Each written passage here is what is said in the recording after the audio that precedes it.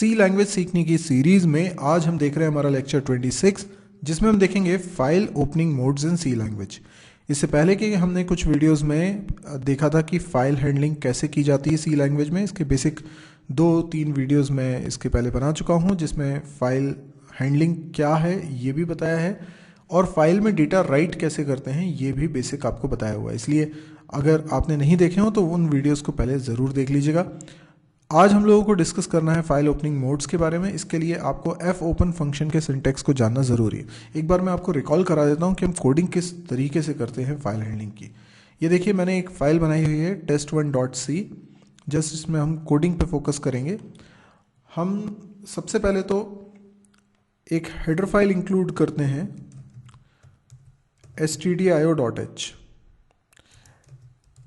ये header file basically file handling से related कई सारे ऑपरेशंस करने के लिए जो फंक्शंस बने हुए प्री डिफाइंड फंक्शन है उनके डिक्लेरेशन कंटेन करती है। ओके, अब हम बना रहे हैं मेन फंक्शन और मेन फंक्शन के अंदर हमें बनाना पड़ता है फाइल टाइप का एक पॉइंटर। तो पिछले वीडियोस अगर आपने देखे तो आपको मालूम है व्हाट इज फाइल। फाइल एक डेटा टाइप है, ये कैपिटल लेटर में लिखा जाएगा, ये डेटा टाइप है। पर जैसे इंट, कैर, फ्लोट डेटा टाइप हैं, ये उसकी तरह नहीं है, ये नॉन प्रिमिटिव डेटा टाइप है। ये नॉन प्रिमिटिव डेटा टाइप हम कैसे बनाते हैं? स्ट्रक्चर की मदद से। तो फाइल एक स्ट्रक्चर की मदद से बनाया गया डेटा टाइप है। हमारे लिए भले ही ये प्री डिफाइंड की तरह है, लेकिन इसका जो डिक्लेरेशन है ये stdio.h हेडर फाइल के अंदर मौजूद है। तो आप चाहें तो stdio.h फाइल को पढ़ सकते हैं और उसके अंदर ये फाइल डेटा टाइप आपको मिलेगा। मैंने इसका पॉइंटर क्यों बनाया, इसको समझने के लिए एक बार हम थोड़ा डायग्राम से अपने कॉन्सेप्ट को रिवाइज करते हैं। जब भी कोई प्रोग्राम रन होता है सबसे पहले वो रैम में आता है, ये आपको बात याद होगी। तो मान लेते हैं ये पोर्शन हमारे रैम का है, ठीक है, दिस इज रैम। इसके अलावा हमारा प्रोग्राम वैसे कहाँ रिसाइड करता है? हार्ड डिस्क में। तो लेट्स से ये है हार्ड डिस्क, ठीक है। अब ये हार्ड डिस्क के अंदर हमारा प्रोग्राम रखा होगा, तो जैसे हमने इसको रन किया वैसे ये रैम में आ गया। रैम में जब प्रोग्राम आता है तो उसको जो मेमोरी मिली है उसी के अंदर वेरिएबल्स बनेंगे। तो हमने अपने प्रोग्राम में जो भी वेरिएबल्स बनाए होंगे वो इसके अंदर बनेंगे। तो अभी मैंने आपसे कहा कि हम फाइल पॉइंटर बना रहे हैं। एक वेरिएबल हमने बनाया है fp नाम का, पर ये टाइप क्या है? फाइल टाइप का पॉइंटर। और आप जानते हैं पॉइंटर का साइज तो फिक्स होता है ना। अगर हम डॉस बेस सी की बात करें, 16 बिट के सी की बात करें तो पॉइंटर 2 बाइट का होगा, नहीं तो 32 बिट या 64 बिट में पॉइंटर का साइज 4 बाइट का होता है। तो ये 4 बाइट का एक वेरिएबल होगा। अब पॉइंटर आपने बनाया है, लेकिन पॉइंटर किसी को पॉइंट करेगा ना, पॉइंटर में तो किसी का एड्रेस होना चाहिए। तो जब मैं फाइल को ओपन करूंगा, कौन सी फाइल? हार्ड डिस्क में एक और फाइल है जिसके अंदर मुझे डेटा रखना है या जिसके अंदर के डेटा को मुझे रीड करना है। तो ये कोई फाइल है, इस फाइल को मुझे क्या करना पड़ता है? ओपन करने का मतलब क्या है? इसकी एक कॉपी आ जानी चाहिए रैम में, ठीक है। इसकी एक कॉपी रैम में आ जाएगी, तो ये आ गई कॉपी इसकी रैम में। और ये फाइल पॉइंटर एक स्ट्रक्चर को, एक वेरिएबल को डिनोट करता है, पॉइंट करेगा। एक ऐसा वेरिएबल, देखिएगा इस वेरिएबल को जरा खास तौर पे समझिएगा। इस वेरिएबल के अंदर कई सारे वेरिएबल्स हैं। क्यों कई सारे वेरिएबल कैसे हो सकते हैं? तो आप जानते हैं स्ट्रक्चर जब हम बनाते हैं तो उसके अंदर कई सारे वेरिएबल्स होते हैं। तो ये फाइल टाइप का वेरिएबल, तो ये क्या है? ये पॉइंटर है। हमने क्या बनाया है? पॉइंटर बनाया, ये हमने नहीं बनाया, ये वेरिएबल है एक्चुअल में। तो ये कब बना? ये बनेगा जब हम एफ ओपन फंक्शन कॉल करेंगे। तो देखिए, जब हम कोडिंग के अंदर लिखेंगे एफ ओपन, ठीक है, तो ये फंक्शन है जिसमें 2 आर्ग्यूमेंट पास किए जाते हैं। पहला आर्ग्यूमेंट क्या होता है? फाइल का नाम, जैसे मैंने लिखा माई फाइल डॉट dat, ये फाइल का नाम हो गया। और दूसरा आर्ग्यूमेंट होता है फाइल का मोड। अब फाइल का मोड क्या हो सकता है वो मैं अभी आपसे डिस्कस करूंगा, लेकिन अभी मैंने एक मोड लिख दिया है, दैट इज आर। वो भी एक स्ट्रिंग है, यानी दोनों ही स्ट्रिंग हम पास कर रहे हैं इसमें। ये फंक्शन जो रिटर्न करेगा वो किस में असाइन करवा लेते हैं हम? fp के अंदर। अब समझिए व्हाट इज fp। fp हमने एक पॉइंटर बनाया था उसके अंदर क्या आने वाला है, एड्रेस। कौन सा एड्रेस, जो एफ ओपन फंक्शन करेगा रिटर्न, ठीक है। तो एफ ओपन फंक्शन ने जो रिटर्न किया है वो एड्रेस किसका है, समझ में आया अभी आपको, इस वेरिएबल का है। ये वेरिएबल किस टाइप का है, फाइल टाइप का। अरे भाई पॉइंटर जिस टाइप का होता है उसी टाइप के वेरिएबल का एड्रेस कंटेन करता है। यदि पॉइंटर फ्लोट टाइप का होगा तो फ्लोट टाइप के वेरिएबल का एड्रेस कंटेन करेगा। पॉइंटर अगर इंट टाइप का होगा तो इंट टाइप के वेरिएबल का एड्रेस कंटेन करेगा। तो अगर पॉइंटर फाइल टाइप का है तो फाइल टाइप के ही एक वेरिएबल का एड्रेस कंटेन करेगा। अब फाइल टाइप के किसी वेरिएबल में बहुत सारे वेरिएबल्स होते हैं, जिसमें से एक वेरिएबल एक पॉइंटर भी होता है जो कि पॉइंट करता है फाइल को। फाइल की एक कॉपी जो रैम में आई है उसको पॉइंट कर रहा है।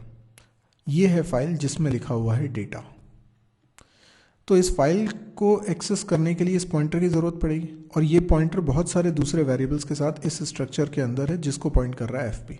अल्टीमेटली अगर मुझे एफ पी मिल जाए, एफ पी के अंदर की वैल्यू मिल जाए, तो मैं इनडायरेक्ट वे में इस फाइल तक पहुंच सकता हूं, ठीक है। आपको एफ पी के थ्रू इसके अंदर की चीज़ों को एक्सेस करने की डायरेक्टली कोई ज़रूरत नहीं पड़ेगी, क्योंकि ये सब काम करने के लिए प्री डिफाइंड फंक्शंस मौजूद है। आपको तो सिर्फ ये डायग्राम से कॉन्सेप्ट को समझना है कि एफ पी का रोल क्या है, बीच में ये स्ट्रक्चर है और फिर फाइल है, ठीक है। आप इसको अगर समझने में दिक्कत होती है तो आप इसको रिपीटेडली 2-3 बार सुनिएगा तो आपको धीरे धीरे समझ में आ जाएंगी बातें। एनीवे, हम क्या समझना है कि फाइल ओपनिंग मोड्स क्या होते हैं। देखिए, ओपनिंग मोड हम कुछ भी लिखें, फाइल इसी तरीके से ओपन होती है, इसी तरीके से पॉइंट होती है।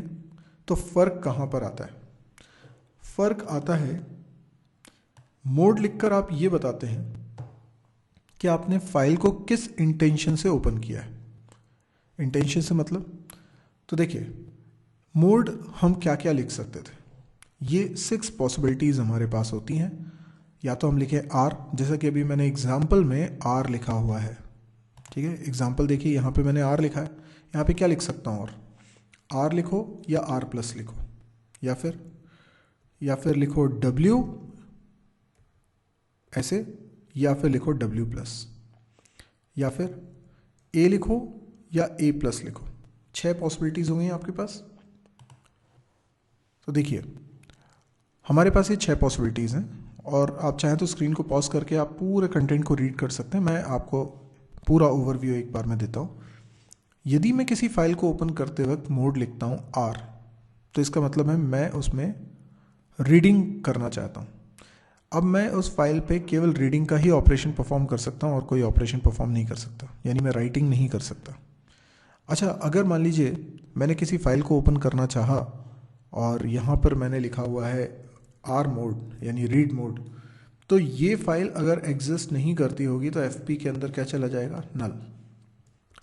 यानी यदि मैं चेक करूँ कि एफ पी की वैल्यू नल है क्या, तो इसका मतलब क्या है, इसका मतलब है फाइल ओपन नहीं हो पाई है, क्योंकि फाइल एग्जिस्ट नहीं करती है। तो हम चाहे तो एक मैसेज भी प्रिंट करा सकते हैं, file not found, file not found, right. तो इस तरीके से मैसेज प्रिंट करा सकते हैं। लेकिन याद रखिएगा, अगर वो रीड मोड में, आर मोड में, तभी ऐसा होगा, और किसी मोड में ऐसा नहीं होता। फाइल अगर एग्जिस्ट नहीं करती है, फाइल अगर एग्जिस्ट नहीं करती है तो वो नहीं बनेगी। हाँ, अगर आर की जगह आर प्लस लिखा हो तो भी फाइल अगर एग्जिस्ट नहीं करती है तो नई फाइल नहीं बनेगी, ठीक है। यानी आर या आर प्लस लिखा होगा तो मेन इंटेंशन हमारा क्या है, रीडिंग करना, फाइल को रीड करना। और अगर फाइल एग्जिस्ट ही नहीं करती तो उसको रीड कैसे करोगे। तो आर या आर प्लस मोड में फाइल अगर एग्जिस्ट नहीं करती है तो नई फाइल नहीं बनेगी बल्कि नल रिटर्न होगा। पर अगर आपने डब्ल्यू मोड को लिखा होता या आर प्लस को छोड़ दें और कोई भी मोड लिखा होता, आर छोड़ दीजिए और आर प्लस छोड़ दीजिए, बाकी कोई भी मोड लिखा होगा, अगर फाइल एग्जिस्ट नहीं करती है तो भी नई फाइल बनेगी, भले वो एम्प्टी रहेगी और वो ओपन हो जाएगी। क्योंकि आपका इंटेंशन तब रीडिंग अकेला करना नहीं है, आपका इंटेंशन राइटिंग करना हो। तो राइटिंग अगर पहली बार भी कर रहे हो तो फाइल तो चाहिए ना, लेकिन रीडिंग अगर पहली बार कर रहे हो तो फाइल के अंदर डेटा होना ही चाहिए, तब तो आप उसको रीड करोगे।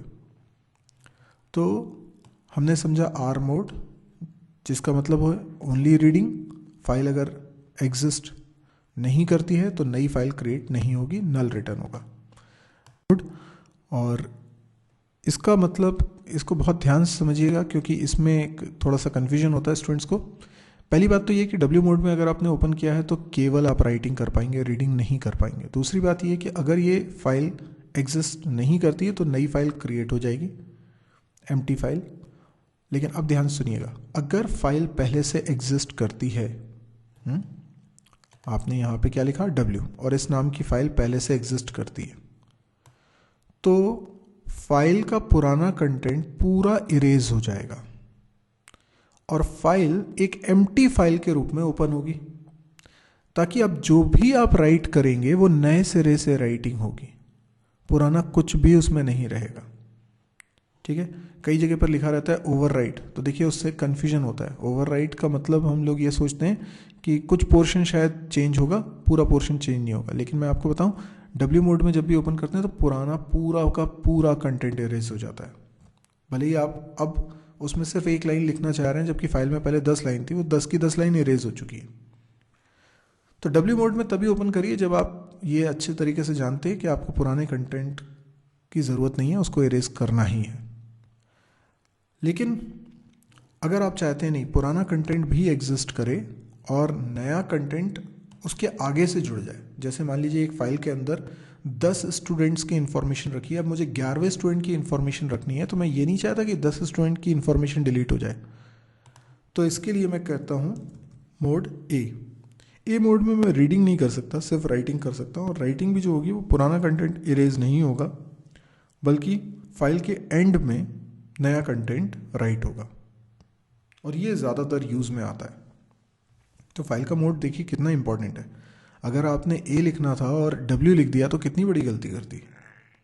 अच्छा, और अगर आपने लिखा R+, तो आपका मेन इंटेंशन तो रीडिंग है, पर आप रीडिंग राइटिंग दोनों कर सकते हैं।